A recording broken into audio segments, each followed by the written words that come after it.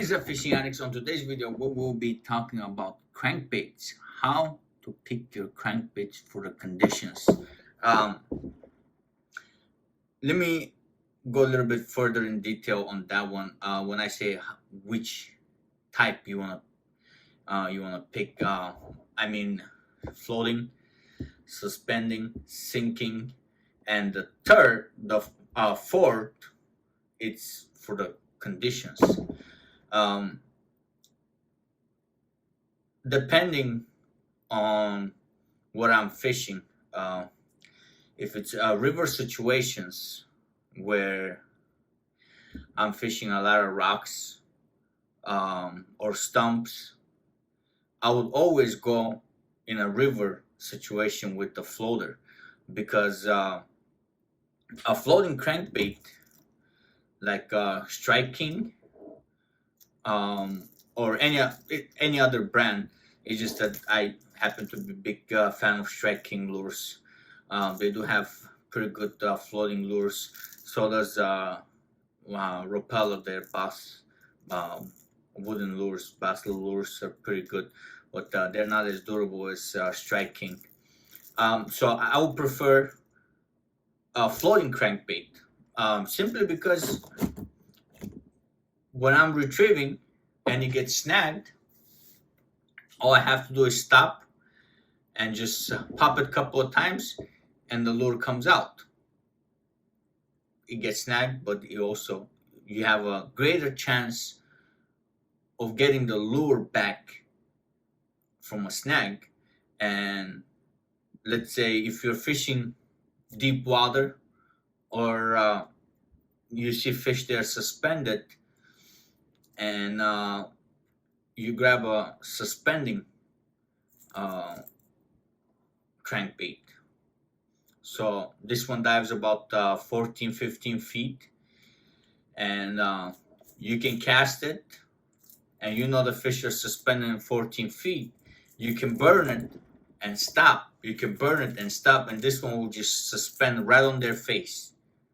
So this, if you guys have seen some of Ike's videos, when he was just burning that Rapala and just stopping, and then as soon as it starts cranking, boom, there's a fish right there. Simply because he has figured it out. When he finds them in a certain depth, when you burn it, you get their attention. You stop and you burn it again, and you stop, and they know that that's the time that they're gonna attack, and you get them. And then you have the sinking ones. I don't use that many sinking ones unless I'm fishing very deep and I'm trying to get to the rocks. And these are pretty loud. This is from Baker Lures, and I still have a couple of them left. And the way the bill is shaped, these are great for rocks. Actually, they do deflect a lot better than others. Wood too, but mainly I'll fish this type of crankbait anywhere between any deep water, 8 feet and below, 6 feet and below, knowing that when I stop it, it's not gonna rise and it's just gonna hit the rocks. And if there is nothing else besides rocks, like for ledges, this is the crankbait I'll choose for ledge fishing and sudden drop-offs and all that.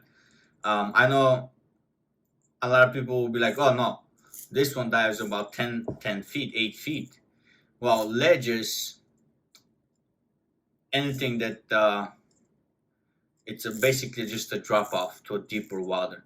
It could be from 2 feet of water going to 10 feet of water. That's a ledge. And then in windy conditions, I'll pick a lure. These are a little bit expensive. I usually don't like to throw any lure over $10, but they do have their time and place. If I'm fishing extremely windy conditions, what sets this crankbait apart, this is a floating medium diver. I believe this one dives to 3+ meters. So I would say 15 feet, 12 feet ish. What this shines is when it's windy, and you're gonna have a hard time throwing this bait. Even though they're similar, I can cast this one a lot farther. What sets this bait apart is the weight distribution system inside. I don't know if you guys are gonna be able to see, but there's a ball right over here. I wish I had my flashlight so I can show you. Let me see. Yep, right there. Do you guys see the two balls? Right now you can see it. See how it's attached? And check this out. Remove the hook. You see? There's only one now. And that one, the second one's on the bottom. We can change it. See?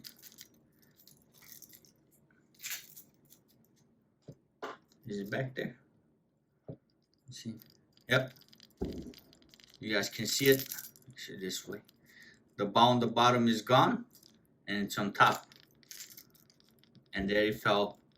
So what happened? The way Yo-Zuri figured this one out is they have a magnet inside. They claim it's tungsten. I'm not quite sure, but these are for extreme casting distances. If I like using them when it's windy. Not so much for accuracy, because of the shape of the bill, the way it's shaped. I don't know. They tend to work a lot better when it's windy, simply because I can cast it. Not quite sure about the deflection. I never use them that often unless I have to. But for majority, when it's not windy, I go with Strike King.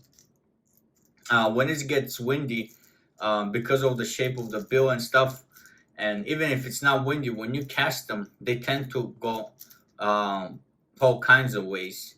So the Yo-Zuri has figured that one out. So when you whip it, the ball goes on the back.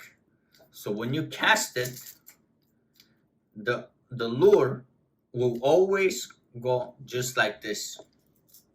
Just like this, always. Front will always, most of the time, will face you. Depending how hard you whip it.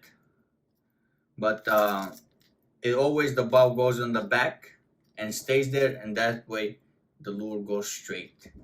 Like I said, it is expensive, so I only pull it out when I'm fishing windy conditions.